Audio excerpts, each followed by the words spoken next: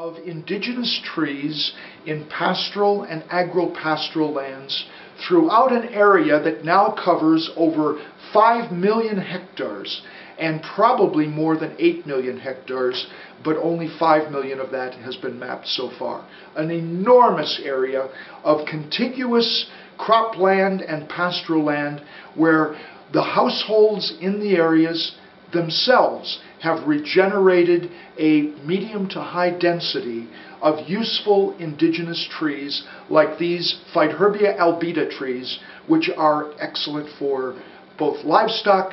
fodder in the dry season as well as biofertilizer to regenerate the soils. Indeed, this is an aerial photo showing the enormous extent of this transformation that has occurred with the regeneration, natural regeneration of trees on farmlands and pastoral lands from village to village over this vast area. And because of this success and its popularization over the last decade, we now have programs and projects that are extending these natural regeneration technologies throughout the entire Sahel. Many projects involving the World Bank investment, GEF, FAO, many of the NGOs working in the development sector at the local level, and support organizations like ICRAF, the World Agroforestry Center, and others.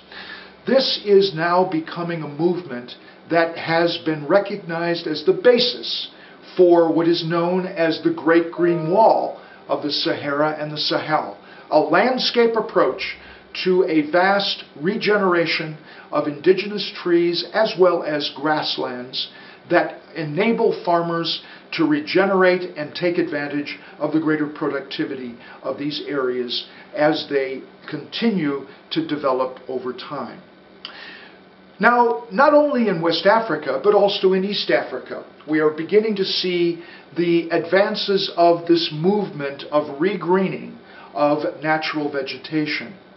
A key example is in northwestern Tanzania, actually quite near to the famous Serengeti plains of wildlife distinction. Shinyanga, Tanzania, and about 1,000 villages in that region began a program back in the early 90s to regenerate the native grassland and regenerate tree cover in their grazing systems. And by the early 2000s, this area of the country had regenerated a cover of woodland grassland systems that is now internationally recognized as a model for this kind of approach to regeneration throughout Tanzania and elsewhere on the continent. So this kind of regeneration has replaced the desertified systems that we saw in the previous slide that have been regenerated, regreened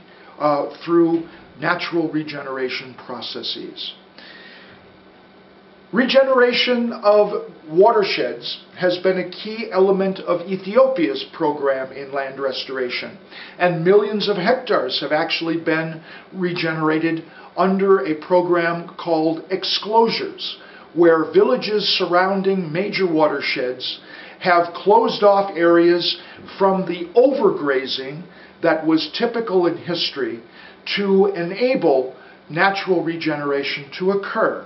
And this is one area in northern Ethiopia where villagers have increased the number of regenerated Phyderbia albida trees, a very popular and important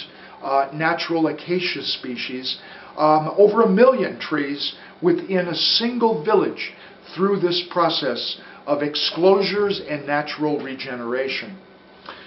Indeed, today, academics have now compared the situation of the watersheds in Ethiopia now with those 150 years ago, and have concluded that actually Ethiopia's watersheds are greener today than they have been in hundreds of years.